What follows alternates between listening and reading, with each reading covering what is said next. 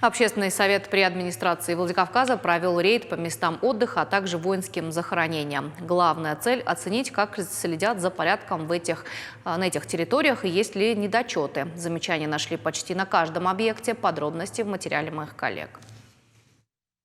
Представители общественного совета посетили одно из старейших городских кладбищ Новоосетинское. Осмотрев его, отметили, что дорога по периферии не асфальтирована. На территории кладбища много аварийных деревьев и сухостоя. Не проводится и обрезка кустарников, поэтому проход к могилам затруднен. Михаил Шаталов отметил, что перед Пасхой, когда к захоронениям близких приедет много людей, необходимо навести порядок, вывести мусор и вырубить старые деревья.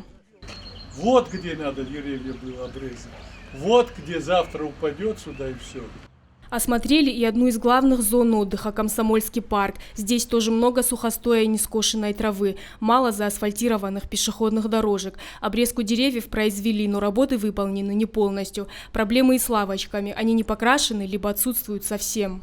Разве в таком парке, где сотни, десятки сотен гуляет людей с детьми, разве можно, чтобы он имел такой вид?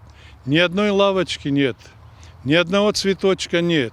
Хорошо, хоть подмели, и то плохо. Второй вопрос – кладбище. Идет Пасха.